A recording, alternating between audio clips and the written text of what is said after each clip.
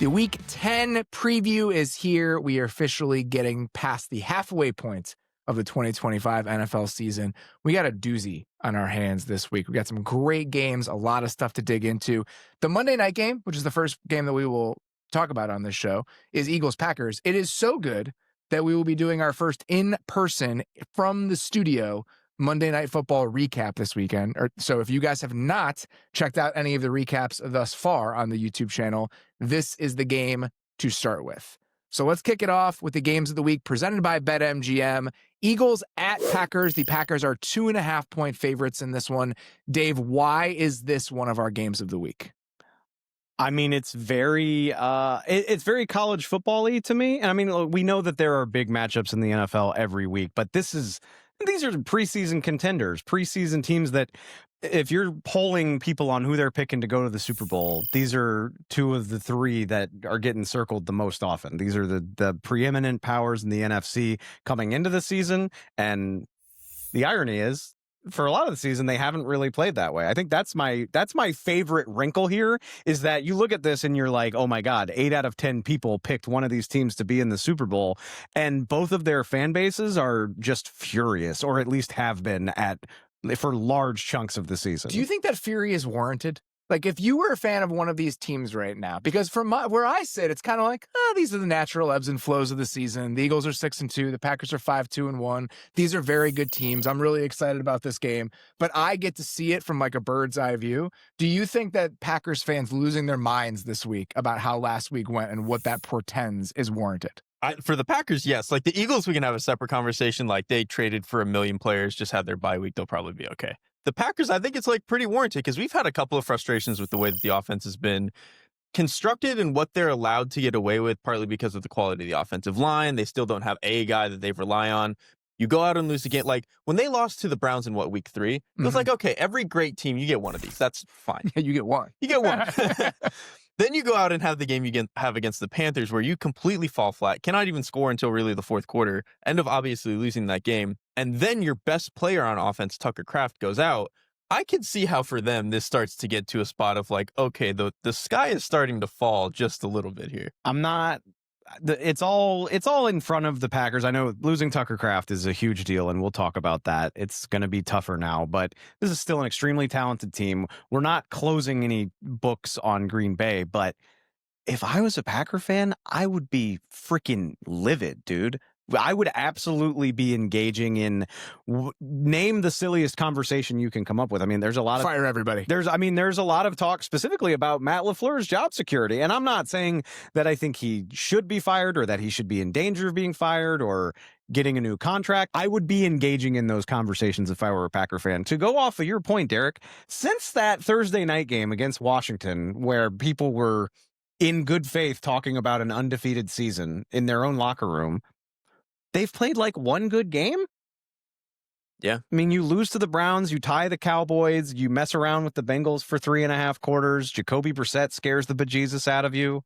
They played pretty well against the Steelers, and then they lost to the Panthers. Like, It has been a mind-numbing 6 weeks for Green Bay for a variety of reasons. So yeah, I'm with you. Eagles, I'm a little more willing to wave my hand. Although that is a team that brought back a lot of firepower from a Super Bowl winning team. So I'm gonna zig where people might zag and say I think both of these fan bases are justified in having very high expectations for where their team is supposed to be. I think that's totally fine with the Packers. If I were a Packers fan right now, I would be very frustrated based on how last week went. I think the Eagles are probably on the other side of that. Because the Eagles are talented. Yes. Like they can fix the problems because they're talented. We've seen them do it before. Yeah. I think that's part of it, is that we've seen the Eagles be frustrating and then come out on the other side and win the Super Bowl. And so I think that's part of this. But also I think that we've seen them turn the corner in a couple different areas. We'll talk about this in a little bit. They've found an identity a little bit on offense. They're trying things that seem to be working. And with all the reinforcements coming, I do think you could easily make an argument that there are greener pastures ahead for the Eagles, where the Packers, the worst moment of their season is not very far away in the rearview mirror. And so I do think we're at different points for both of these fan bases, even if there have been stretches over the course of the first 9 weeks where there's been a little bit of trepidation. I think that's true. And I have a take about the Eagles that I'll share as we get into this, but just for the sake of being devil's advocate, lose to the Packers and see how it feels. Yeah. We're 3 days and a different result away from it swinging back the other way. Well, that's the funniest part about this. The Packers beat the shit out of the Steelers 2 weeks ago, and it doesn't even matter anymore because what happened against the Panthers.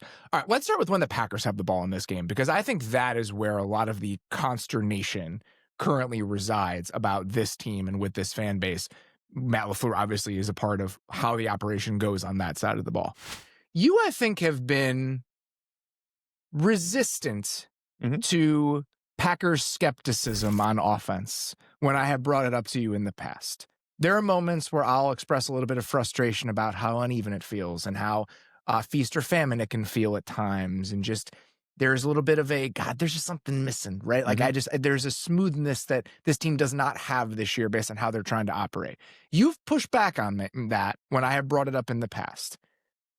How are you feeling right now after rewatching what the Packers offense looked like against the Panthers last week? I'm getting there with being just as frustrated. I will say I think part of that was trying to protect one of my idiot children, Jordan Love, which I do think that he relatively is not as much of the issue here, but the play calling and I think the offensive line has been the biggest issue, because in watching this Panthers game, for the past 8 weeks, we've been trying to figure out what is it that feels so disconnected about this, and why do they not feel like they can call the offense on their own terms and get to all the stuff that they want. And so after watching a little bit of this Panthers game, to me, I looked at, okay, when I think of the best LaFleur offenses, whether it was all the way back in Tennessee or even early on with Rodgers or what it was early on with Jordan Love, it was okay, they could have run the ball on their own terms and be a very successful offense.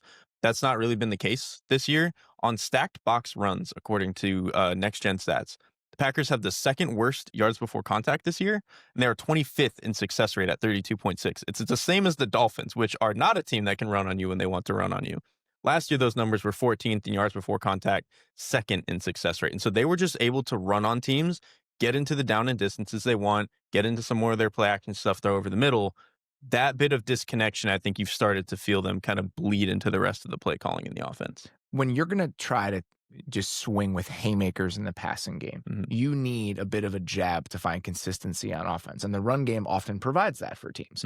And the fact that it's not providing it for them right now, you can feel that when you watch them. And it's even the types of runs. When you go back and you watch the duo type runs against even a team like the Panthers, who their front is fine because they spent a small fortune to improve it, but it's not good. And they aren't able to dictate the physicality in those moments. You need gap runs, pullers, things like that, more like trick-em-dick-em runs than a team like this typically would need to employ. And so you feel the difference in the offense because of that. And so when you don't have that stabilizing force and it's all just taking massive shots down the field, I think things can feel like they vacillate pretty wildly. And right now, that is the feeling about the Packers offense.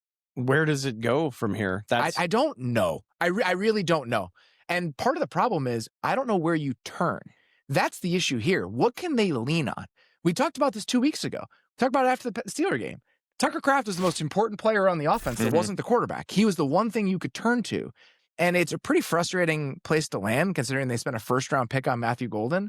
But yet again, you watch this passing game and they've got talent. Right, with Christian Watson back, you can feel the juice. Dobbs is a good player, but it doesn't feel like there's any one place you can turn when it really matters. And that is a horrifying place to be because we just did not expect that after drafting a receiver in the first round and Tucker Kraft's ascension. My question there, and I don't know that you can have the answer because the Packers the results haven't been consistent, but the approach has been really consistent. This is the team they've tried to be, and it just hasn't worked.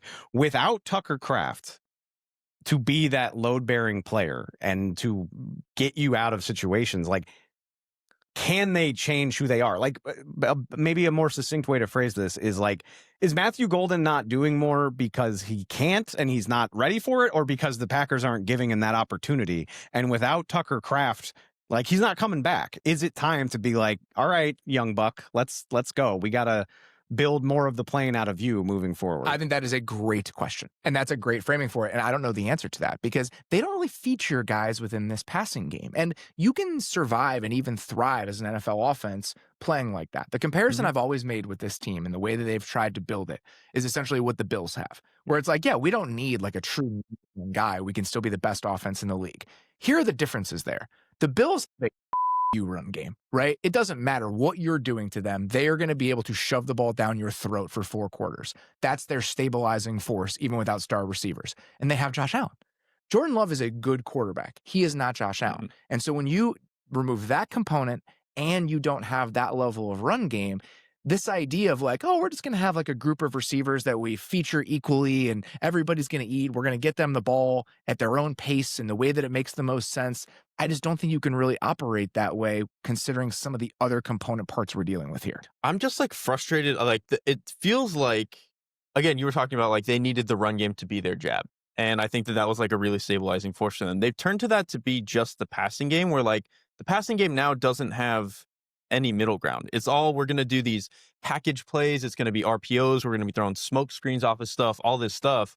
And I think Jordan Love has actually gotten good at that, like understanding what he's getting pre-snap, knowing how to throw all that stuff. And it's kept them efficient. But the passing game is either that or we're just going to take this shot play that's not even connected to a very good run game. And like, that's their entire passing game. I feel like LaFleur needs to take some of the handcuffs off here and kind of like let them be more of a drop back passing game. And just, they're going to be more volatile because of that. Jordan Love will probably throw more picks. He will probably take more sacks if you're going to be that kind of offense. And maybe they're scared of the offensive line. Maybe LaFleur's scared of his quarterback a little bit, but like that's going to be the only way that they can start to tap into something different from what they've been. I think, and it's easy to say this in the middle of a run like they've been on and coming off of a game like Carolina, but I think I'd be willing to like deal with the swings that come from that than just be frustratingly, you can't even say mediocre. That's the funny thing. Robert said this earlier.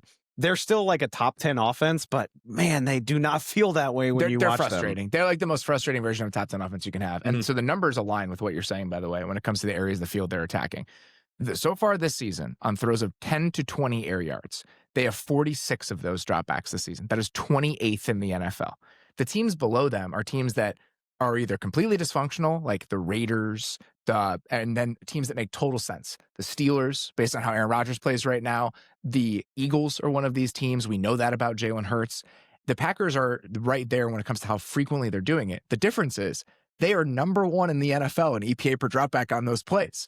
And so the perfect example to me, first play of the game, the first drive, it might have been the first play of the game against Carolina. They run a play action pass with Luke Musgrave coming in like a big over route from the other side. And he is open. And Jordan Love turns it down. And so this is another one of those things. Are they not doing it because they're not trying to do it? Are they not doing it because it's not how he wants to play? But I think accessing that area of the field moving forward, however it has to happen, that could be a way where they can maybe turn a corner a little bit and access a version of this offense that they have not so far. Let's talk about the Eagles' defense as it relates to this game, because this is a team that there's a chance they look completely different moving forward than they have for a good chunk of this season so far. They feel like a completely new team, mainly defensively, with the amount of stuff that they've done. I mean, 3 trades. We'll see. I don't ascribe the same importance to the Jair Alexander trade as the other 2. I guess we'll see how that ages. Well, here's why I think that's a good question. What are they going to do at corner? That is my like number 1 question that I have about the Eagles defense. We know what Jalen Phillips is going to be. Jalen Phillips is going to take the Patrick Johnson snaps. That is a good thing overall for the Eagles. And then we'll see what happens with Jahad Campbell and Nakobe Dean. Like they've been playing Campbell on the edge in base defense because he's their best option right now. But does Jalen Phillips eat into those snaps? So the linebacker and front stuff, I think I have a decent handle on it. What they do with DeJean now, after the Michael Carter and Jair Alexander trades, that's my biggest question. And Derek, this to me is like a philosophical thing. I think DeJean is a capable outside corner. I don't think he's a good outside corner, especially when you compare that to him being an elite nickel. So the decision that the Eagles have to make, it feels like, do you want to be solid and like viable in 2 spots? Or do you want to have one defined weakness with an elite, maybe one of the best nickels in the league playing where I'll be very, very curious which side of the line they end up falling on. I know part of the reason they've been trading for some of these corners is that so they can maybe have that a little bit solidity. I would just rather have the elite player play where he's elite. Like DeJean at the nickel, other than now Kyle Hamilton playing there, obviously complicates this a little bit. But otherwise, DeJean to me is the best in the league. And so I would rather just have him at the spot that he's elite at. And to me, if the front starts to play a little bit better, I think you'll start to feel the cornerback too a little bit I think less. that's a good point. You would hope. I think that's a good point. Just better down in distances. Maybe you get a couple more quick pressures from Phillips, something like that where you feel that guy a little bit less. And then all of the good stuff you get from DeJean is going to continue. That's a really on. good point, because I think a lot of the games where the corner has been the most noticeable are like the games Jalen Carter didn't play.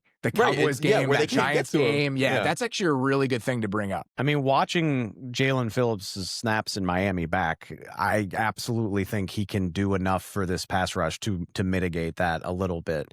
To go back to your conundrum, and I get like the word coming out of Philly, and take that for what it's worth. I mean, it's not like they're gonna tell the truth about their post-bye week plans too publicly, but the word coming out of Philly is they don't expect Cooper DeJean's outside snaps to bump that dramatically. I mean, he's already playing like 20-25% outside anyway. But I just wonder what that means. Like, Mike, you trade Michael Carter to play nickel. Like, that's what he does. So what does that mean? Does it mean you just thought you needed depth that badly? Or is that going to happen more than we're giving it credit for? I don't know the answer. To answer your question directly, if I was 9 games away from another Super Bowl run and I had this much talent on my roster, and we'll see what happens with Jalen Phillips, but like I'll take Cooper DeJean playing with like a lower ceiling to just shore up a defense that could get us back to a Super Bowl. And you can put him back in the nickel next year. He's a young player. That's the argument about weak link systems in the secondary. That might be the right answer. I think it's an interesting philosophical discussion. I just can't wait to see how they, like I said, I mean, and we didn't even, not that it's going to be crazy, but Brandon Graham is back now. They lured him out of retirement. They've got like 5 guys that will do something for them that we have no idea how it's all going to look coming out of the bye. And that's really exciting. The defensive changes are probably going to be happening moving forward because of all of these new guys. The offensive changes for Philly have already happened. And so watching what they did in the 2 weeks before the bye, where it's all this under center run game stuff, jumbo, under center play action, it does feel like this offense is kind of starting to find itself under Kevin Patullo. They get Landon Dickerson back. And so it's an interesting moment for the Packers defense, because the Eagles offense overall just feels like a different sort of challenge now than they would have felt like a month ago. Mm-hmm. Yeah, like this to me. So for the first 6 weeks of the season, it felt a little bit like Patullo was just taking what the offense was and trying to see how he could make it his own. But that's a hard thing to do. It's not your offense.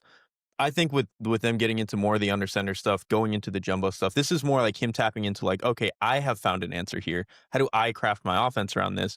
They were 42% under center in the last game that they played. And the week before that, they were at just over 40%. They were the 2 highest under center games that Jalen Hurts has ever played. Like, they are truly tapping into something that they have never, ever done before. And part of that I thought was interesting. They could get under center, and they were throwing over the middle, which to me that's always been the thing with Jalen Hurts, is he won't throw the middle, but they're getting into you're clearing it out by using under center play action. Exactly. Like, you kind of force him to be like, hey man, there's 2 routes on this play, like throw the dig to Devonta Smith, and he's been doing it and actually throwing it accurately. And then their run game's just been a little bit more varied. You can get to some different pulls. You can run duo, I think, more effectively from under center. So it's been cool to see them finally tap into this after 4 or 5 years of calling for it. Getting Fred Johnson in there and just kind of eliminating those second and third tight ends, because those are negative blockers. That has been a big thing for me. And then again, what it does to the defensive personnel that you're playing against and your ability to throw the ball against those looks.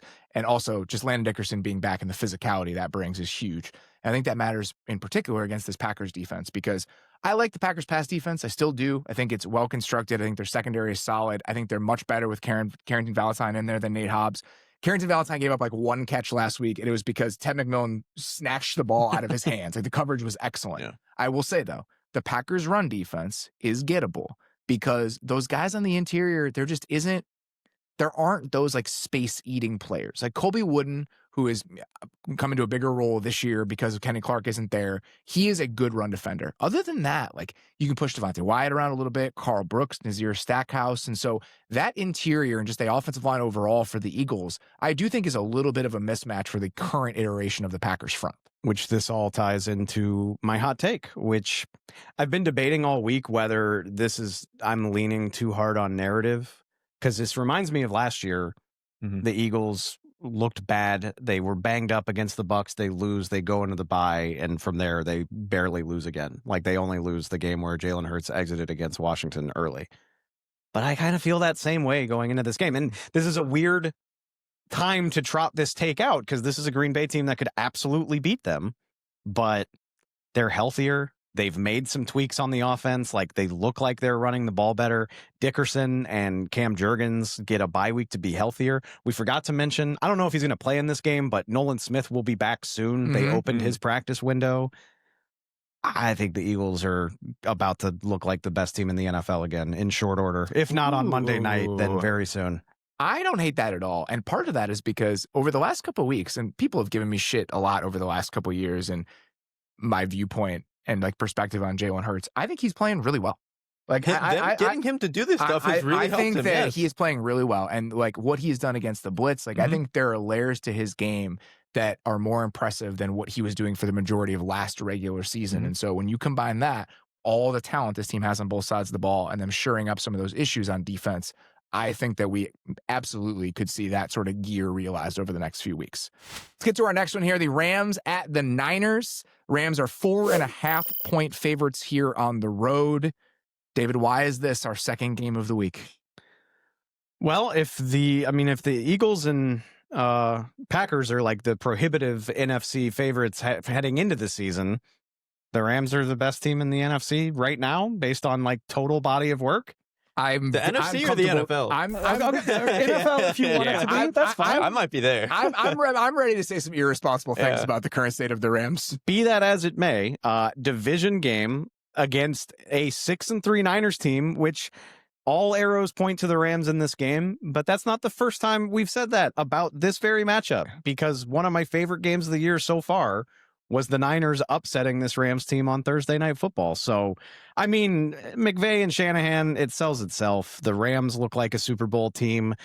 The Niners are doing their damnedest to patch this thing together. I mean, it's like the flex screen spray, you know, where you like spray the bottom of the boat and float it, or like a, screen door can float because of it. That's what the 49ers this are. Is a man from Louisiana giving us some very deep Louisiana They've got analogies some, here. Yeah, they plugged up some holes in the boat with some gumballs. Are you not a big boater growing up in the Central Valley? Did you not do a lot of boating in your day? Dude, there's not as much water immediately close to me, no. You guys didn't have a pirogue growing up? No. Come on.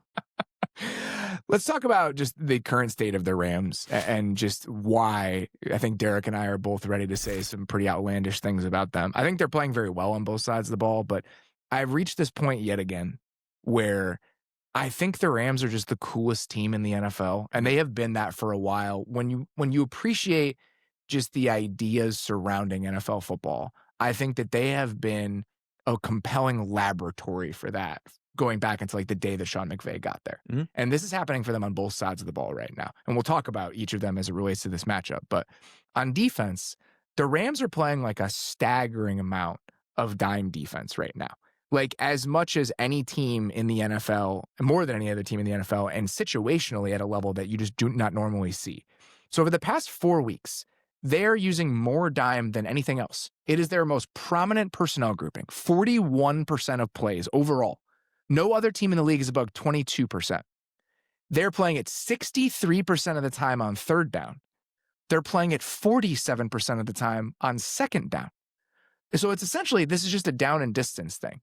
If you get to 2nd and 7 or more against the Rams, they're putting 6 DBs on the field. They can do that in part because they have the second best first down rush defense success rate in the NFL because of how their front is playing. And so this combination of we're really good at defending the run and base because we have a great front, we utilize them well, and now we're doing this very extreme thing in passing downs has made them one of the best defenses in the NFL structurally. And what's so cool about this is that the offense has now taken on the mirror image of that. Because for years and years and years, the Rams, we know this, they were an 11 personnel team. It was 95% of snaps. They were up at the top of the league, if not, they're in the top 3, if not the top of the league every single year. Well, this year, they have started to be a lot more versatile with the personnel that they're using. They're using 26.5% 13 personnel over the past month. And it's just so interesting to watch them stumble into that. Because you asked this today. Do we think that was a solution for not having Puka against the Jags? Maybe. Like, I think that might be the answer. But I think there was like a light bulb moment potentially in watching how that Jags game played out. Coming into the Jags game, the first 6 weeks of the season, the Rams have gotten 12.5% base defense, according to Next Gen Stats. It's been 47.5% over the last 2 games because of how much 13 personnel they're using. And so watching the offense and defense kind of be mirror images of each other as they like tinker and figure out what works and what doesn't is a very Rams thing that is currently going on right now. It's so funny. And I think a lot of people are up on the 13 personnel thing after the last couple weeks, just this staggering amount that they've done it. Like they did it half the time against the Saints, like half of their snaps were that personnel group, but they didn't run a snap of 13 until week 6. And they like tinkered with it against the Ravens. And then they cleared. And then, yeah, I think the Puka injury played a part in it, but they just went whole hog with it ever since. Mm-hmm. And it's been really, really fun to watch. I think it's also insane that, like, Dave, you always say you love to see a plan come together. I do. The whole thing with Poona Ford was that we could win on first down, Yep. and then we could do all this crazy shit on what we believe to be passing downs for us, 2nd and 7s, 3rd downs and stuff. And it's fully realized they're the best passing defense in the league outside of Houston right now. Like by the numbers, like by EPA and stuff, they're the best passing defense in the league outside of Houston. Pretty wild considering what they have looked like at times. And like we've talked And about like they don't have corners anyone talks about. That's what I'm saying. Like they like undersized corners, like guys that you can get the better of. Like to hear that it's that good after some of the performances we've seen, that's pretty eye-opening. Watching Poona Ford and going back to that run defense success rate on early downs, what's so cool about the Rams front is that it's a really complementary collection of skill sets. Mm-hmm. And so you have guys who are like true penetrators. And so they'll use some of those guys, including the edge players. Like if you watch them in base defense and early downs, they'll spike one of the edge players inside with like Nate Landman walk down in the line of scrimmage. And so you're creating penetration in one area of your run defense. And then you have guys like Poona, like Tyler Davis, who can eat some space. Mm-hmm. And so you're affecting the offenses and the running games you're playing against from multiple different directions and multiple different ways. And that's what's so fun about this front is that I think so many teams look at assembling a group of pass rushers and they think, let's get the best guys. Let's get like 4 of the best possible guys that we can get, not thinking about how they will play with each other. Mm-hmm. And I think the Rams front plays off of each other and with each other, accentuating their strengths and minimizing their weaknesses, as well as any front in the entire NFL. You see it all the time. It's incredibly cool. Like you have a bunch of edge players who, yeah, they'll cave, they'll get into the backfield, they'll spike and get penetration. You have all these defensive linemen who can clog stuff up. Yeah, when Braden Fisk is on the field, he doesn't clog stuff up, but he can also get into the backfield, so you get some negatives there. And then to me, it's like, if you have defensive linemen who can clog lanes the way that they're playing, you have defensive ends who can like dent like tight ends and tackles back a yard or two, get a little bit of penetration, it's pretty clear where the ball is going to get spilled. Mm-hmm. And then you have linebackers who, Landman's got his issues, Spades has his issues, all that. But they tackle pretty well, and the DBs tackle really well. So if we all know where the ball's spilling every play, and we tackle really well, that's how you get into a lot of 2nd and 8s. Can we talk about what great timing it is for this particular matchup? Because the 49ers are actually a threat to run the football again, and they haven't been for so much of this season. I think we talked about how just hopeless they looked running the football early on in this season. Since George Kittle came back, and it's not all because of him, for sure, but since George Kittle came back in those 3 games, they're top 10 in rushing success rate. They've had 16 explosive runs in the last 3 weeks. And they didn't do any of it against San Francisco or against Houston, which is not surprising considering that defense. But to be able to pop explosive runs with that level of consistency, this should be a challenge, which it would not have been a month and a half ago. And I can't wait to see how they respond to that. I think that's a huge part of it. I also think when they're in those base looks on early downs, when you're in heavy personnel, if you're San Francisco, I think throwing the ball against those looks and not getting into those 2nd and 8s, that to me is a big part of this. Like, how can you use the short and intermediate passing game the same way you did the first time around to kind of control this game and not let them dictate the terms of when they're in this personnel grouping, we want you to do this, because that's what they want you to do. They want you to run the ball on those early downs when they're in base defense so they can get into these weird looks. On 3rd down, there are no linebackers on the field for the Rams right now at times. They literally have 5 defensive linemen, like with their linebackers are the outside linebackers, and then 6 DBs. They want to be in these funky ass looks. And so trying to prevent them from ever getting into those by using that underneath passing game to control the game a little bit. I think that worked the first time around. I'm curious if that's how they try to do things the second time around. And again, I will be curious too, because I think Mac Jones's play has like fallen off a little bit from the first handful of weeks, and I think certainly since the last time these two teams played. I thought he played well last week, though. The Giants' defense is bad. Yeah, the Giants' defense, I was like, I don't really, but like I think there was a stretch in between there where he was a little bit more up and down. I will say, if you're going to be a team that is in a bunch of this base defense, the best way you want to attack them is, of course, okay, well, they're in base. Let's attack the linebackers and the safeties. The guys you probably want to do that with are your running back and your tight end. They might have the two best in the league when those guys are healthy and playing. And we saw it happen earlier this season. I mean, the Rams, listen, if the Rams don't fumble on the goal line, they probably win that game. Right. But the Niners had a 60% drop back success rate in that game without any of their players. It was the Kendrick Bourne CMC game. And that was actually the last thing I wanted to bring up. Mac Jones, this is a Rams team that when they bring pressure, it's all zone stuff. They don't really play a whole lot of like man-to-man, five-man pressure stuff. Mac Jones against zone blitzes this year has a 60% success rate, and he is 5th in EPA per dropback. The only person better in success rate has been Lamar Jackson.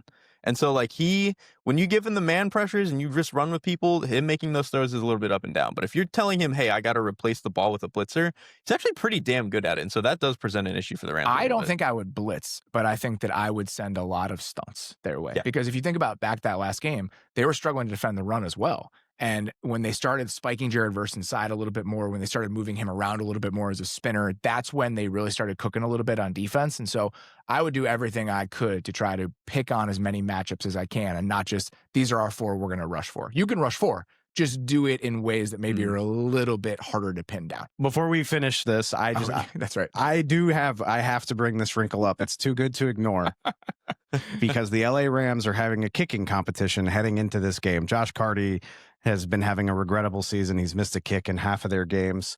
So they're having a competition midweek with Harrison Mevis, who went to Missouri, Robert. The thicker kicker. There is the potential. How thick are we talking? He's 6 foot 242. Okay. Jesus. So like, feel like a Landon Roberts. If you just get ready. I have been a 5'11", 240-pound man in my life. That is a thicker kicker. We don't know for sure who's going to win the job. McVay literally said they're having a competition. But if you're watching this game, late window on Sunday, don't be surprised if you just do a double take the first time the Rams kick the ball. You're just like, holy shit, who is that guy? It's Harrison Mevis, Mizzou legend, the thicker kicker.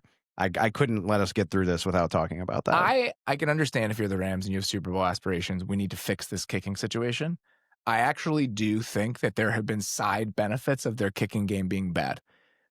Sean McVay having to be more aggressive in plus territory now because he doesn't trust his character or his kicker has incepted him into making the correct decisions more often than not. So I can completely get that it's been maddening for them watching this happen, but I actually do think it might be beneficial for them in the long run. Like the Fight Club quote, it's only after we've lost everything that we're free to do anything. And like you can go for it on 4th down, it's Sean. 3rd and 5 in plus territory last week, and he's running the ball knowing that they will go for it on 4th down. Like, this is what we've always wanted. We should give every great play calling head coach that's a terrible situational decision maker, we should make their kickers terrible. Like, we should sabotage their kicking games in order to get them to this place, because it happened with Shanahan too. Yeah. It's only with the Jake Moody experience that Kyle's now in a spot where he's going for it in the right moments. So I think there's something here. We're going to take our first quick break and then come back with a little take tribunal. This episode of the Athletic Football Show is brought to you by our friends at Facebook. You know, every year around this time, there's that one night when everyone's back in town, Thanksgiving Eve. You swing by your old bar, see some familiar faces, maybe even reconnect with an old teammate you haven't talked to in years. That's what Facebook's all about, those little connections that end up meaning a lot. Maybe it's someone posting in your high school alumni group saying they're home for the holidays. Or maybe you find out about a local turkey trot where you dress up with family through a Facebook event. Even hopping on Marketplace to grab something to spice up your home ahead of Thanksgiving can spark a new friendship. This season, Facebook's reminding us that a little connection goes a long way. So if you're heading home, hop on Facebook, check out your group's events Marketplace, and see who you might reconnect with. Let's reconnect this holiday season with Facebook. Typically, we do these a little bit later in the show, but this is related to a bit of a news item, and so that's why I wanted to move it up a little bit. Here's the take that I have for you guys. I think as we got 4 or 5 weeks into this season, it felt like this version of the Cardinals was kind of on life support. They were unlucky. They were losing a lot of close games. They weren't nearly as bad as their record indicated. But I feel like this group in year 3, after spending some money, there was an urgency to have some results this year, and those results weren't really happening. Kyler Murray gets hurt. They put Jacoby Brissett in. They find a little bit of life on offense, and now, officially, it seems like Kyler Murray has been benched. He's on IR now in a very mysterious way. He was available last week, but he didn't play. This is a not-so-soft benching for Kyler Murray that's happening in Arizona. And my take that I wanted to trot out there and see if you guys agree with this, I truly think this could alter the course of like the Gannon, Petzing, Ossenfort regime in Arizona. Because for the first time, I think we're realizing what they want their offense to be. It's unlocked Marvin Harrison Jr. Trey McBride is scoring touchdowns at an alarming rate. And you combine that with the defense, I think, getting healthy and potentially turning a corner as we get into the back half of the season. And I think that a lot of the promise and a lot of the potential we saw for the Cardinals coming into the season, there is a chance we realize it in the back half, but that only is happening because Jacoby Brissett has stumbled into the starting job.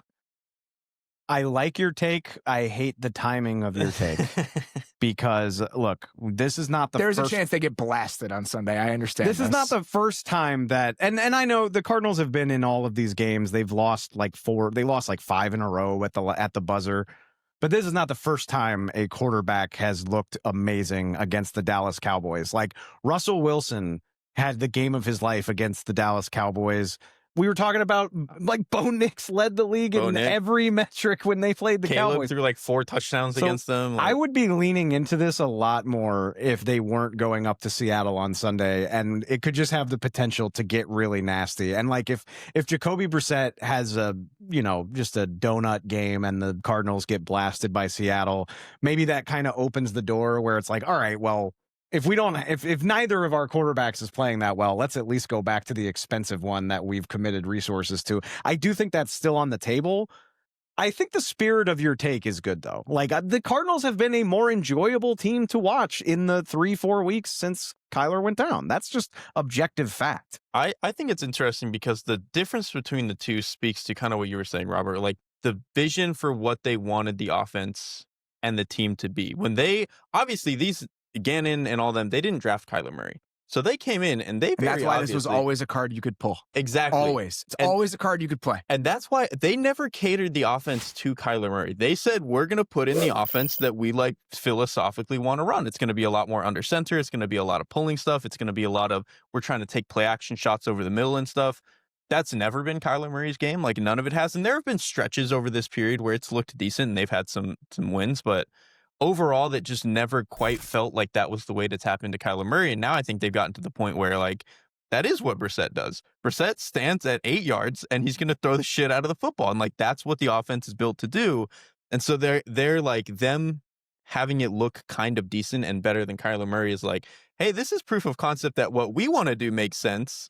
Kyler Murray just isn't a fit for it. Let's get him out of here. And I think if you were Monty Ossenfort especially, and you look at some of the moves over the last couple of years that some of them we didn't know yet, like the defensive moves, but some of the ones that didn't look great yet, like the Marvin Harrison Jr. thing, it's so easy to be like, see, all this stuff that we were doing, it actually was the right thing. And this guy we didn't pick, this guy we didn't extend, this was actually the problem. And so I just think that the way that things are currently trending, they're 8th in weighted defensive DVOA. Like this is a team that I think has a lot of oomph to it with the right level of quarterback play and the right sort of system. We can absolutely argue that they were wrong in not trying to build the offense around the quarterback. And that's a misstep in coaching, but that's come and gone. That no longer matters. And so I just think it is so much easier, even if they finished the season with the same exact record they would have with Kyler Murray, if they're like an 8-9 team, but this is like the state of affairs that leads to that 8-9. I think it is so much easier for Monty and Jonathan Gannon to sit there across from Michael Bidwell and be like, of course we deserve another shot. Like, think about what we looked like when we got Jacoby in there. What can we do with a different quarterback? 7-10 looking the way that they've looked since Jacoby took over just feels so much different than what they were trending toward. And yeah, like it matters that the defense is healthier.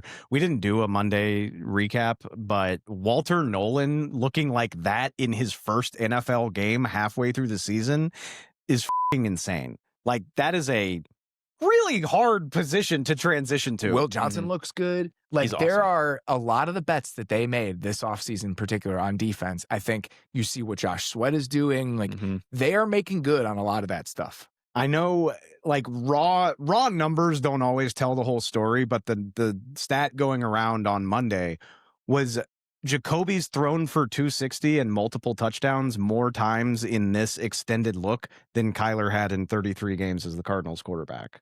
I believe that. That is very telling. That just gives you a great idea of what they look like with each guy in there. Because again, I think this goes back to like how you're building the offense. Some quarterbacks are better as low volume, I'm going to make really hard throws kind of quarterbacks. Like Jordan Love is actually kind of like this, but like Jacoby Brissett is certainly like this. Like some guy, I think Sam Darnold in a lot of ways is like this. Some other guys are better as high volume. You kind of got to lean into the volatility of it all. Like, I think Jaden Daniels is a little bit more like this. Kyler Murray is like this. Guys where it's like, give them 35 dropbacks. You're going to get 5 insane plays. That's just not how they built this thing to operate. I don't know how much I believe that this is the right thing. Like, allowing them to pick a quarterback in what is kind of a make or break season heading into next year, right? If they do come back, who's that quarterback going to be? How aggressive should you be in acquiring that quarterback? Like, there's still a lot of lingering questions. I just think it is undeniable that it feels like this group overall is heading in a slightly different direction after what has happened over the last few weeks than it felt like with Kyler. It felt like with Kyler, we're getting to the end of the road. This seems like we've kind of found a fork in the road. Does that make the Cardinals maybe if the most intriguing team heading into the 2026 offseason between not knowing what they do at quarterback and, I mean, let's just say what we're saying here. Like, if this is all the case, then Kyler Murray will be playing quarterback somewhere else next year, if I had to guess. What does that look like? What other quarterbacks are available is the question. Like, there aren't a lot of guys who it's like, oh, I know this guy will be on the move this offseason. If you feel like betting on Anthony Richardson, that's like the closest I can come. That's all I got. That is a question for another time, and then the Kyler destinations are a question for another time. I think that we will dig into that at some point in the back half of this season. I'm sure we'll do a quarterback carousel show at some point. I think we don't have time to dig into it now. There are some spots where I think it's worth exploring what Kyler would look like. The question for me, and one of the reasons I want to kind of put a pin in it, I don't really understand the financial ramifications of dealing him. He has like a $22 million base salary next year. He has a $17 million roster bonus next year. The roster bonus shit, it's like with Rodgers, where it was like there were so many different levers that teams trading for him had to pull to understand like exactly what it would cost. And so there are teams that like theoretically make sense, like Miami, for example. But Miami's going to be paying $50 million to Tua. Can they afford a certain amount of Kyler Murray? And so I want to get a little bit more clarity and understanding of how much you'd have to pay Kyler Murray against the cap next year before I start figuring out where he's going to land. I'm assuming Jason Fitzgerald or somebody will do the work on that for me, and then we'll be able to have that conversation. All right, let's get to one thing from a few different games on the Week 10 slate. Let's start with the game that easily could have been one of the games of the week. We didn't do it because we had two other good ones. The Patriots and the Bucs, the 7-2 Patriots and the 6-2 Tampa Bay Buccaneers. Derrik, what is the one thing you have on your mind as it relates to this game? I've kind of got two things, but this is the Patriots need to prove it to us game. Like, it's a very good spot for them to do that. Like, the only thing we keep saying, okay, Patriots, it's cool that they're 7-2. They've won all these games. They look nice. The schedule sucks. Like, they're not playing a lot of good teams. They did beat the Bills. They did beat the Bills, It's worth right? saying that. The defensive schedule isn't that bad. That is like the one caveat to this. The defensive schedule is like middle of the pack. Nate brought this up when we were talking earlier this week. The schedule overall is terrible. As in the defenses they're playing. The defenses they're playing against are not that bad. They played against the Browns. They played against the Browns. Falcons are probably up there. The Falcons are like a top 10-ish defense. The Steelers, when they played against them, were not a bad defense. I hear what you're saying. That's a good point, actually. I mean, I think that matters and that is why we have a high degree of confidence in Drake May being the man, right? Yes. But like, I still think it's worth referencing that, like, Dylan Gabriel is not beating you if you can score 14 points. The offenses they played against have been horrendous. That matters, the schedule though. Overall is bad. It absolutely matters. But when it comes to, like, holding up a mirror to the offensive performance specifically, I do think it's more legitimate than the records of the other teams would lead you to believe. That's kind of what I'm saying. Like I said, I think who they've played defensively gives me a high degree of confidence that Drake May is not a mirage. Like, he's awesome. Right. He rules. But when you're playing teams like the Saints and the Titans and the Browns, like I said, like, these are teams where if you can get to 16 points, you're going to win. And that is not a true representation of like beating a good NFL team. Well, that's why I think the biggest question to me here, and you may have been going here, I'm most curious about what the Patriots defense does in this game, because I think I have a decent understanding of what the Patriots offense is. The Bucs are probably the best defense that they've played against this year. The Browns probably are number one if you look at like the pure numbers, but I think the Bucs have been excellent this season defensively. I think that Atlanta is going to do a lot of funky blitz stuff the same way the Bucs are. Atlanta got after them a little bit last week. It was more volatile than it had been in weeks past. And I think you can make an argument that this version of the Bucs increases that volatility, but I still think the most intriguing part of this in terms of what new things can we learn about the Patriots actually exist on the other side of the ball. I agree. Like this Patriots defense, I think the corners are playing really, really well. Christian Gonzalez is good. I love me a Carlton Davis. Marcus Jones, I actually was a little bit questionable about coming into the year, but I think he's played pretty well. This is shocking. Marcus Jones is a little He's a tiny guy, and he had some bad reps against Drake London. But other than getting dunked on by, like, I don't know, one of the best receivers in the league. Thanks for standing up for short kings. The fact that you're even, like, getting to this place with, like, a 5'8" corner, he might be an all-pro player. We wouldn't know. I like one every now and then. Like, when Duke Shelley was kind of playing pretty well for a little bit. Because he was just a little bit of an ass kicker. Every now and then, I really like one.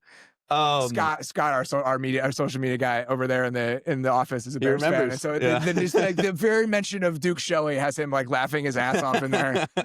But the corners, they've got the two big corners are playing really well too. But I think the corners are playing well, and then the front is good. Yeah, it's good. They're just good players. Milton Williams is everything they paid for. Christian Barmore looks super healthy again. They both have 30 pressures apiece. The only two defensive tackles in the league with more than them are DeForest Buckner and Zach Allen. Those two guys have obviously been incredible as well. And then off the edge, you could have bet on, right? Like Christian Barmore, if he's healthy, of course he's good. Milton Williams, you paid for him. Harold Landry. Nice that Christian Barmore is actually playing well, though. Yeah, like that's just a career-threatening type yes. thing. And so the fact that he's playing well is awesome. Say the other name you were going to say. Harold Landry and Kalavan Chason playing really well. I think this is your biggest win of the Kalavan Chason is a meaningful piece of the Patriots defense. Because we were talking about that early in the season. Like I said. And I was like, oh yeah, the interior will be good. And I'm looking at the edges and I'm like, Kalavan Chason, like those 5 sacks last year, like, come on, that was fake as it gets. And then you were like, I don't know. He's kind of good. And then like this year, I'm everything else around him. He's pretty good. Yeah, like he's having a good year. I will say, I think the Bucs offense is maybe a little bit more gettable and vulnerable than we might want to believe based on how fun the Baker thing was over the first month of the season. If you look at some of the numbers, they're 20th in offensive DVOA. I'm not ready to have that conversation just yet because of how banged up they've been. That is a conversation I will be willing to start having on Sunday, depending on how this game goes. I love that aspect of it, too, because purely from a narrative standpoint, but that is so much of the MVP race is narrative, right? The September darling, Baker Mayfield, and Drake May is the darling now. Deservedly so, but I picked him to be the MVP on a podcast this week. It has switched from Baker to Drake when you're just talking about conversations about that award. So to have them playing against each other, maybe this is an opportunity for Baker to reinsert himself into those conversations. Because, I mean, they got smacked by the Lions. The Saints game was just the ultimate weird nothing burger game. And then they're on a bye week. So we haven't needed to care about the Bucs in several weeks. And it's definitely an opportunity for the Pats to prove themselves, but it is a huge litmus test for where the Bucs are at this point, too. I will say this about the Patriots before we move on. I really respect the fact that the only trades the Patriots made at the deadline were dealing guys away. They were not acquiring players. I think both the Patriots and the Niners, it would be very easy to be in a place where you're like, oh, we're good. Holy shit, we're good. Like, we got to do something, right? Neither of these front offices did that. And that is the correct mindset based on what type of team you really are and what the next year should actually look like for you. And so good on Elliott Wolf and John Lynch for actually understanding what was and was not worth investing in at this trade deadline based on what these teams are. They're fun stories. Mike Vrabel and Kyle Shanahan, Coach of the Year nominees. This is not the time to be pushing all of your chips into the middle of the table if you're either one of these. Let's get to the next one here. One thing from Ravens-Vikings. This is the most interesting matchup I could imagine between a 3-5 and 4-4 team. I think that's I right. forgot the records for these teams. But they're in the sheet. Yeah.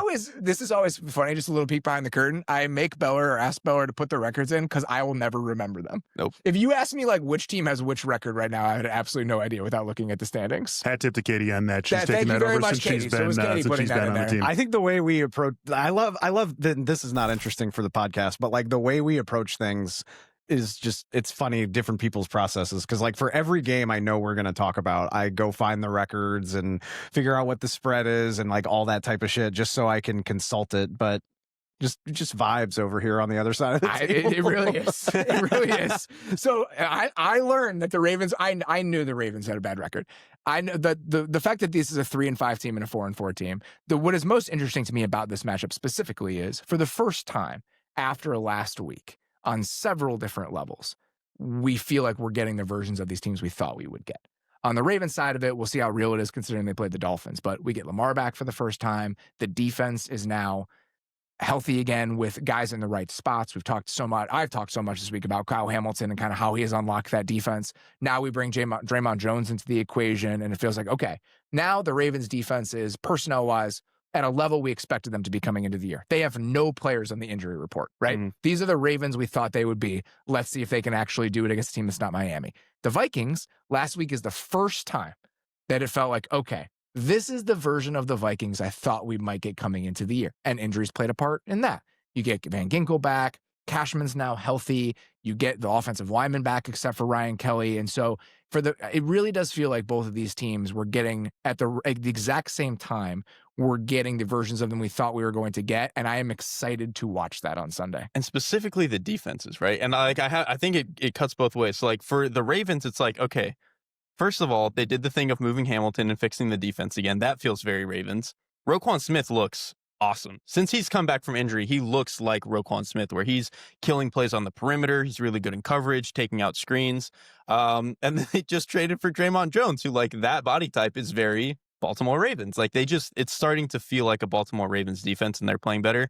And then the Vikings, what I started to notice last week, they have a little bit toned down some of the pressure, some of the heat, at least some of the crazy blitzes. They brought at least 6 pass rushers 6 times against Detroit last week and in week 7 against the Philadelphia Eagles. They hadn't done that more than 4 times in any game before that this season. And their bye was in week 6. So I think after the bye, they were like, hey man, we got to start going back to some of the stuff that was working for us before, because they had not been a good toned down type of defense this year. The most fun part of that to me is the shared Lamar Brian Flores history and how this becomes the next chapter in that. Because we all remember that Thursday night game. When you Flores brought it was in up Miami. earlier, I just was like, oh my God. Yeah, it is. It's like that type of game. Like you remember where you were watching it. It just felt like such an important point in like the overall trajectory of the Lamar Ravens, where it's like, we have found a crucial weakness in how you operate, and we're just going to pick away at it for an entire game. They couldn't function with all the cover zero that Flores was bringing at them in this game. And then over the course of those next couple seasons, Monken comes in. They become a team that's very good at handling the blitz. Lamar's numbers this year are really good against the blitz. Again, I will say, going back and rewatching all of his blitz dropbacks from the last couple games, they're not beating the blitz by getting rid of the ball quickly. They're beating the blitz by picking things up and him finding little pockets of space to kind of extend and create and find guys a little bit later with fewer guys in coverage. Does that work against a team that's going to be bringing the level of heat that the Vikings might be bringing in this game? And so I just think that Flores is different now. Lamar is different now. What does this installment of their shared history look like is a very fun wrinkle to this thing. We had a few weeks there where we talked about it on the recap shows where the noon window was like sleepy and unscintillating. You got Ravens, Vikings, and Pats, Bucks, and Bears, Giants. 12. My God. Yes, that also will be on TV. But you got those 2 games as your tent poles to anchor the noon window. Like, that's very exciting. I feel like this is going to be a good witching hour. I 100% agree with that. The reason I'm getting in front of this is just so when Bears Giants is on one of the TVs solo on Sunday, you're ready. That'll never bother me. Like, we get like he says that now. No, between. Wait, I mean, do we just want to move? Wait, we can't move to Sicko Street yet. We'll talk about Giants Bears. Don't worry. One more here for one thing from week 10, the Steelers and the Chargers. David, one thing that you were looking for in Steelers-Chargers. the Pittsburgh Steelers are adapting the way they do things, which runs contrary to so much of what we've said about them on the show this year. So I went into this game. We talked on the recap show about how good the Steelers pass rush was, and they got to Daniel Jones, they got the turnovers, and they were good.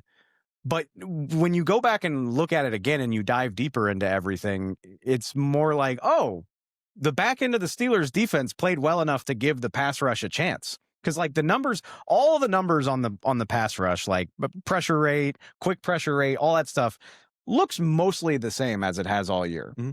The Steelers back end played well enough to give them a shot. And I think a big part of it is that Jalen Ramsey played safety pretty exclusively in that game. And Mike Tomlin was very quick this week to say that is the plan moving forward from here on out, or at least in the meantime, because they like their depth at corner better than they like their depth at safety. So they just traded for Kyle Duggar. He had a nice game in his first game as a Steeler against the Colts.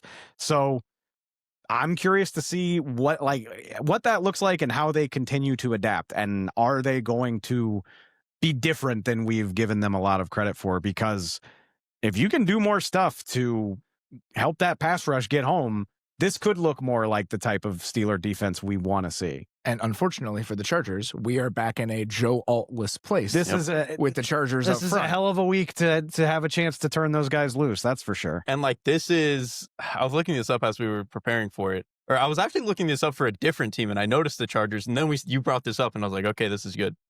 On plays where teams do not blitz the offense, the Chargers have allowed a 43.4% press rate. That feels impossible. It is the highest in the league, and they're the only team above 40%.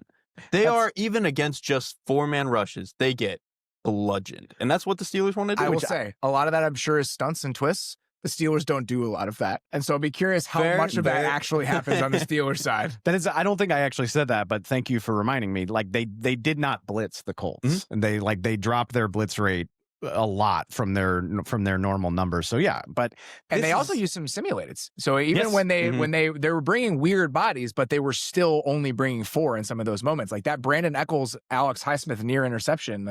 That is a play we do not often see from the Pittsburgh Steelers, and so that's another layer to the adaptation that you're talking about. Another fun week by week wrinkle is just the Colts were awful on play action against the Steelers. Like Daniel Jones was 3 of 9 for 23 yards and a pick on 12 dropbacks. The Chargers are the only team running play action as much as the Colts are this year. Like they're right up there at the top of the league. So what does that look like when you don't trust your offensive line, or do the Chargers try to pivot away from that? I guess we'll see, but I hate it for Justin Herbert, man. Like just as we were getting excited about the Chargers rounding back into form, they're back into the injured version of this thing, and Jamari Salyer, Trey Pipkins, Austin Deculus are probably in, like, that's the mix to be your tackles moving forward. And yeah, I don't feel good about the pressure rates of any of these guys. I don't envy Justin Herbert. All right, you mentioned it. Now, Sicko Street is bringing us to the Chicago Bears game this week for a very specific reason. Here is why I am intrigued by this game, even if it may not seem overly exciting on the surface. I brought this up a few different times over the course of this offseason, and I think a lot of my doubt about the near and even midterm future of the Giants is rooted in the fact that I have seen this movie many, many, many times. Coming into the season. In your own life. In my own life. Many, many, many times. The Bears and the Giants, I think, share so many similarities as franchises. They're legacy franchises. They're led by owners who I don't think are like actively detrimental to their success, but have just struggled to figure it out. Like when I look at like what Woody Johnson is and how much of an impediment Woody Johnson is to the Jets winning because of the meddling that he does. That is not what George McCaskey and John Mara are. I think they've just struggled to find the right people in some of these positions. And so when I watch what the Giants are doing right now, coming into the season with a potential lame duck coach, GM on the hot seat potentially, and you draft a quarterback in the first round, and now you're 2-7. The quarterback has shown just enough, right? If he was like an abject failure, this would be easier. He has not been. He's been exciting at the very least. And so now the Giants are in a position where they're going to have to decide by the end of the year, all right, we're 4-13 again, but the quarterback has been okay, and we have a play caller that has gotten enough out of the quarterback where maybe he can justify coming back. And if you fire him, now we are onto a new staff that did not pick the quarterback, which I've done over and over and over again in my life. Holy shit. Even I didn't think about this until you started talking, but Jackson Dart was a trade up too, the same way that Justin Fields was. Oh my gosh, yeah. Trading into the first round to draft the quarterback to save your job. Guess which team the Bears traded with to get the Justin Fields pick? The New York Giants. That would be the New York Giants. I do remember that. And that was the Evan Neal, Kayvon Thibodeau draft. God, that is really fun. I just love talking about old drafts. It's all so stupid. So I'm fascinated by this. Like how this second half of the season plays out for the Giants, because if you're Brian Daboll, your justification for keeping your job is, we have this baby that only I can keep alive. This is my guy. Like if you value this and you fire me, what's going to happen to him? And I don't think that's enough considering everything else that's going on, but that's going to be the argument. The Maras better not buy that. A lot of guys can win 4 games. You got to at least get to like 8 wins before I start buying that line. I think that's probably right. Yeah. Let me ask you this, and if you're not sold that Jackson Dart is the future of New York football, that's totally fine. But like, I think Jackson Dart's good enough that, based on what we've seen so far, it makes the Giants' job desirable, or at least more desirable. I'm not there yet. You're not there, like that. It's even like intriguing for a coaching candidate. Jackson Dart? Yes, I'm not there yet. Okay. Yeah, I think the thing to me would be like, I don't know how good Jackson Dart is. Is he more intriguing than having a blank slate? I don't think that's a definitive yes. And I'm not saying there's nothing to him. Like, he's a good athlete. I think he's accurate when the ball comes out, and I think he does a better job of getting the ball out at times than I initially thought he might. But there's still a lot missing with him. Yeah, and I think there's still plenty of plays where he looks pretty lost, and he's a rookie quarterback. But like, there is such a level of volatility to his play. Like what we're watching right now, you know what it reminds me of a little bit is the conversation we had about Jaden Daniels last season, right? Where the scramble rate is unsustainable. Yeah, but Jaden Daniels was doing enough on time in other aspects of the game where even if there were some things living in the extreme, it was like, all right, there's enough stuff I can still buy into here, even if there are elements of this that are going to fall back to earth a little bit. Jackson Dart has all of the extreme and not enough of the elements that are going to be like stabilizers over the course of this. It might work out, but the Jackson Dart experience right now, I don't know how you can look at it and be like, yes, that's going to be great. I'm not sold that he's good. I'm sold that, I mean, for starters, you just want an NFL head coaching job anyway, but like, I think an offensive coach could look at what Jackson Dart has done so far and be like, I can work with this. And I agree with you. Like, a blank slate is more intriguing, but if all jobs are not created equal, which they aren't, I think Jackson Dart has shown enough to where I'm like, I'm at least interested and not like, ooh, I don't want to touch this with a 10-foot pole. That looks gross. He is more intriguing than having to find a veteran or having like the 8th pick in the draft and being like, okay, maybe we have to find a quarterback. I would rather take the job where you have like the 2nd overall pick and I think is kind of my framing. I think it's a fine piece of whatever job you're taking. Like, I don't think anything he's done is like disqualifying. I think a lot of what he's done is very exciting. There's something to build on. I just don't really know what to make of it at this point. Like, when you watch him play, it's like, all right, that's not there. Eyes go down. And there are like numbers that like beyond his first read, he's like been like pretty efficient. That's because he runs around for 3.5 seconds and throws the ball to somebody. That's not because he's progressing to the second and third option in the offense. When he could have, it's actually so funny. I was just watching the Eagles game again because we were prepping for the Eagles defense. He gets into the boundary. He gets like a cover 2 look. He stares at the corner sitting down in the flat, doesn't throw the corner out, runs around for 5 seconds, and then still completes a 7-yard ball. I'm like, technically an efficient play, but that's not how that was beyond your first read. Yes. I just don't know how sustainable that stuff is. No. He is exciting. It's undeniable. The athleticism is really fun. I do think there's something there. His work against the blitz is actually pretty impressive. Good. Yes. Like, that's actually where I think he's at his best. And so that's one other weird similarity to Jaden Daniels from last year, by the way. Actually. But I do think that stuff is like the best moments that he has, plus the athleticism. But as a coach, we've talked about this. Coaches love Jackson Dart. Any coach is going to look at like how that guy is wired, and they're going to want to coach Jackson Dart. Which I guess really, let me reframe it, because even if we're not sold on what Jackson Dart is, I think, and maybe they're even lying because you got to lie to get the job sometimes. But like, I think a long list of coaches would talk to John Mara and be like, I would freaking love to coach Yeah. this guy. And here's my plan for how it would work. And we'll have Malik Neighbors back and we can do this and that and the other. And here's why it'll look good. Like, to go back to your point, nobody anywhere should be convinced that like only Brian Daboll can make it work with this guy. Like that's insanity. Like, a lot of people would be happy to try to make it work with Jackson Dart, I guess is my point. Yeah, I think that's right. And so it does feel like we're going to be at a place where, again, the Giants are going to live out the Bears movie, where they're going to fire the coach the year they drafted the quarterback, and now it's going to be up to the next staff to get the most out of that quarterback. To bring it back to the game itself, I never have a problem with the Bears game being on, especially since we're based in Chicago. But between just wanting to know if the Bears can keep it going and if this is real, and the potential, think about how frustrating this could be for the Bears. Like, Jackson Dart could do some dumb shit to this Bears defense. I don't really want to think about that.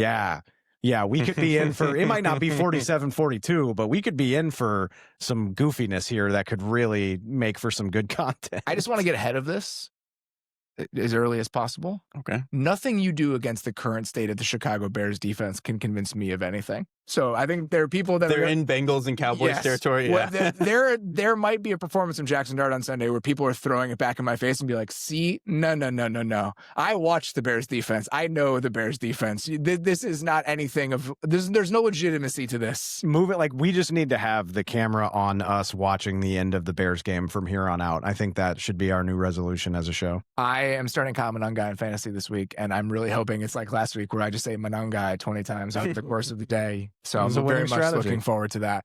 All right, let's get to what we want to know after the Week 10 slate is done. Dave, kick us off, buddy. We talked about it at the top of the show, but it is a huge week in the NFC West. In addition to Rams-Niners being game of the week type stuff, the Cardinals are going to Seattle. They're 6.5-point underdogs. I expect Seattle to win the game, but the NFC West is goofy as hell. I mean, all division games are goofy, but this division in general is a weird one to try to figure out. I don't think you could say it would be shocking if the Cardinals scare the crap out of the Seahawks. So what are we saying about the NFC West on Sunday night? If the Rams and Seahawks both win, they kind of get a hold on the top of the division. And by the way, they play next week, so I don't have to think hard about what our game of the week will be for week 11 if it's Rams and Seahawks both getting a win. But Niners have already beaten LA. So if they pull off this upset, then they've got the season sweep on LA, and they move to 7-3 despite all of that nonsense. And then obviously if the Cardinals were to get a win, all of a sudden you're within shouting distance of 500, and it's very much like a don't forget about us sort of situation. So no matter what happens, the narrative surrounding the NFC West, I can't wait to see what we're saying. And then next week we get Rams Seahawks. Yeah. And so it is going to be a very fun 2-week stretch here for all things NFC West. What do I want to know? This team has been like a weird object of fascination to me all offseason. I don't know why. I think that there were elements of the Bryce Young part last year that got me there, but then when I was thinking about the offensive line coming into the season and then microwaving the defense with all of this money, I really did think that the Panthers could be a competent, relevant team in the NFC this year. Maybe they wouldn't be a wild card team, but we said this coming in. I think you did a great job, Derrik, on the NFC South preview show. What does success look like for the Cardinals or for the Panthers? Two things. Are you on the in the hunt graphic at the end of the year, and are you not picking in the top 10? Mm-hmm. We're there. Right? There. Like they have made good on a lot of this. And when you go back and you watch that game against the Packers, even with backups on the offensive line, still, their run game looks good. They're pushing people around. McMillan has his flashes. On the defensive side of the ball, you see that there are like real pieces now. They're like NFL players lining that defense. Tershawn Wharton had a nice game. Derrick Brown being back has been just a miracle for this team. Trevin Merrick is a good player. Mm-hmm. J.C. Horn, when healthy, is like a really good corner. And it was funny because when we did the NFC South preview and in spending time there during training camp, I was like, I kind of like what this team is doing. Like, I like what the mindset is from a team building perspective. It all makes sense to me. Like, I believe in this in a lot of ways. And I think a lot of that has come to fruition. The quarterback part of it is still a major question.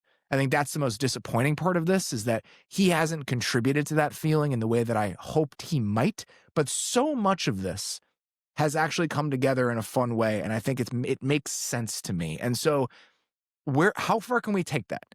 right? Like, can you beat the shit out of the Saints team? Can you be in a place where you show us during the back half of the year, you are going to be a team that's bugging contenders like the Packers consistently because of the trajectory and the overall direction of where your franchise is? And so I kind of want to figure out what the answer to that is with the Panthers. Yeah, I don't know if they're going to make the playoffs, but like week 17, week 18, at this pace, they're going to be like this scenario, they get in. Like it's a huge success for them. And so they are like quietly, I posted something like this on Blue Sky a few days ago. Like they have 2 offensive linemen out seemingly every week, and it they doesn't kick matter. Everyone's ass. Like they are my favorite run game to watch right now. It's awesome. Can I actually throw that back to a stat I pulled up when I was talking about the Chargers? Because we know the Chargers are beat to shit, right?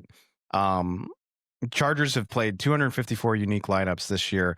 The Chargers have only had their most common lineup on the field on 3% of their snaps. So for reference, Indy leads the league at 23%. Okay. So the Chargers have just been moving people in and out of the lineup. They're second to Carolina. Carolina has had its preferred lineup on the field less often than the Chargers. And they move people every week. Yeah. Which it's funny because they got Corbett back last week, but Cade Mays was hurt. And I kind of think Cade Mays is better than Austin Corbett is. If the whole thing is we want to move people, Cade Mays was doing that. And so it is funny that like we've gotten to this point where Robert Hunt's been out for the whole year, and they're still been able to do this. Damian Lewis looks awesome. He's an all-pro dude. Like I'm not even kidding. Awesome. He is such an ass kicker, and Aquanu looks really good in pass protection last week. I'm just enjoying the experience, not more than I thought I would, because I actually thought I would enjoy the experience. But it's still been it's still been pleasant. It's still been like, oh, that's nice. I thought this might happen, but I'm glad that it is. We got called out this week for speaking in memes, so I'm just going to lean into the bit. But you've seen the John Daly Tiger Woods meme, right? Yes. Oh, yes. We're like John Daly and the Zubaz smoking. Like he's the Panthers at 5-4 to the Chiefs Tiger Woods at 5-4. That's exactly what this season has felt like. Derek, what do you want to know by the end of week 10? Mine is a little bit more on the other end. It's a little bit more sad. Just is the Texans season over? And we've already kind of been trending that way. Like they're in a really tough position being 3-5 with obviously Colts kind of having the division. And then the rest of the AFC wildcard race just being a bloodbath. Like it's going to be really hard for even some other really good teams to get in. And so CJ Stroud obviously had the concussion last week. He's not going to play this week. They're going to play Davis Mills. And so them already being 3-5, having to play Davis Mills against a team that is in their range, and I think especially if they don't have CJ Stroud, I think the Jaguars are a much better team. I think this is just like if they lose this one, go to 3-6. This does not feel to me like the Ravens where it's like, okay, they can dig themselves out of a hole. Both sides of the ball just aren't good enough. The defense is, the offense, I'm not so sure. This is a type of team that has a chance to just make football games disgusting for the next 2 months. And I think this might be one of those. What's the over-under in this game? Didn't you tell us earlier? Oh, it's like... Isn't it like 38 or something like that? It's like 39. I looked this up the other day, and I don't have it on me right now, but it is one of the... pull it up. It is, I think, within a point of Browns-Jets. 37.5. 37.5. And I think Browns-Jets is like 38 or 36. It's like one of those two. That's all you need to know. That's gross. About what Texas Browns-Jets is also 37.5. So this game... The Jaguars. That might be Texans, Sicko Street right there. Yeah. In the same time window, we got 2 games with that over under. And getting to that over under for like 2 kind of different reasons. Just like a very, very weird game. Oh, it's a depressing note on which to end this conversation. All right, that is all we've got for today. We will be recapping the Thursday night game tonight on our YouTube channel. So that will be available on the YouTube page for the Athletic Football Show on Friday, if that's when you're listening to this. So please I encourage you guys to go check that out. We will be back here on Sunday night live. If you don't join us for the Sunday night recap shows, I encourage you to start doing that. We have a lot of fun production elements this year. We got graphics. We got a whole team of people working on this stuff. We have highlights that we're folding into our Sunday night recaps. And so it is worth it to join us for those shows if you do not already. So if you're looking for a place to spend Sunday evening from about 10:30 p.m. Central Time until you go to bed, this is the spot. For now, that's all we got. Appreciate you guys listening. We'll talk to you very soon. Thanks for watching. Follow the Athletic Football Show wherever you get your podcasts. And don't forget to subscribe on YouTube.